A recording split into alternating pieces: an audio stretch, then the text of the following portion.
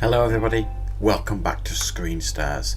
Well, you have voted again for my next classic film review, and if anybody is interested in voting on any of my polls, you'll have to follow me on Twitter.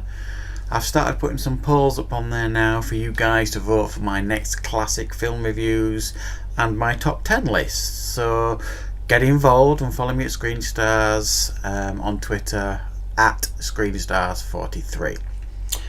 So I put a poll up and you guys chose The Last Boy Scout as my next classic film review. The 1991 action movie that stars Bruce Willis and Damon Wayans. And I've got to tell you guys, I haven't seen this film for years, but I'm watching it again for this review. Bloody hell, I enjoyed it. What a fantastic action movie this is. There are elements of this movie that have dated. There are elements of this movie that stand out today, especially in the way it treats women in this movie.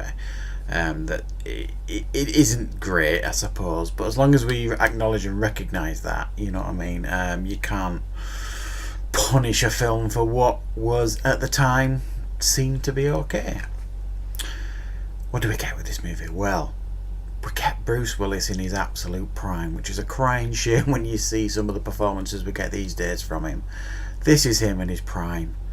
Classic Bruce Willis, charismatic, charming, funny and believable as a vulnerable action star.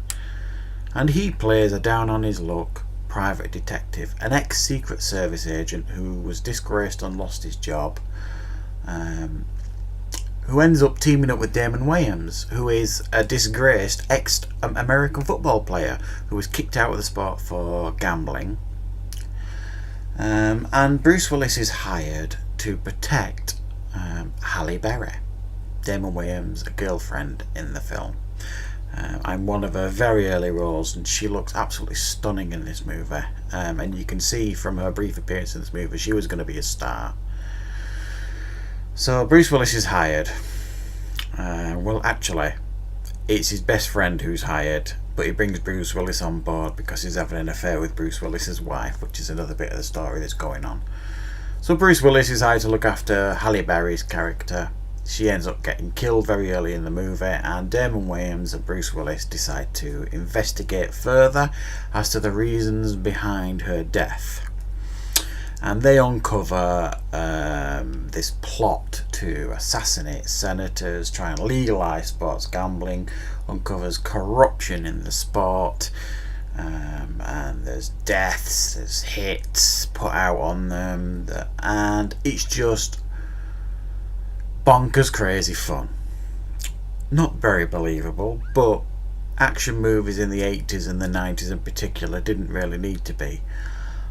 They were just fun to watch, and this film is tremendous fun. It's no surprise really when you look at the talent involved. And we had Tony Scott directing it, and we had Shane Black producing and writing it.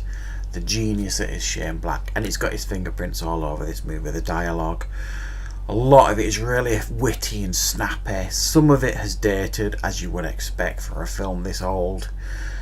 Some of it feels a bit cheesy, the dialogue, and like I say, the women characters have been written appallingly. Even Halle Berry's, even though she comes across really, really well on screen. But fab. If you've not seen The Last Boy Scout, I keep wanting to call it Last Action Hero. I've always got them titles mixed up, but it's not. It's The Last Boy Scout. If you've never seen this, it's an absolute must. It's an action classic. It's got a young Danielle Harris in there as well, who threatens to steal the show. And if you don't know who she is, she grew up to be a bit of a scream queen and turned up in quite a few horror movies, including the Halloween remake. And Stakeland, I believe she was in that as well. It's a fun, wonderful movie, and it's got that iconic scene in it, "Touch me again and I'll kill you." And if you don't know what that scene means or what that phrase means, you've got to watch the movie just for that. It is one of the badass scenes ever. And I actually found it quite interesting, and I'd forgotten this, that Bruce Willis refers to himself a couple of times, or a number of times in this movie, him about his age, referencing his age. I'm getting old, or I'm very old, sort of thing.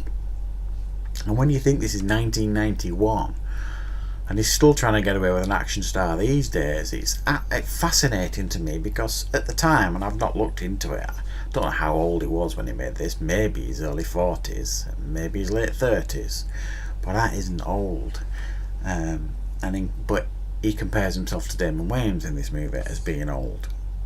Wonderful. He plays this vulnerable action star better than most, Bruce Willis, when he decides to, and he really, really comes off as completely badass but vulnerable too. Great performance. I think one of his best, close to John McClane in, I think, one of his iconic character performances. In fact, in a lot of ways it is very much like John McClane. I suppose you could make that argument.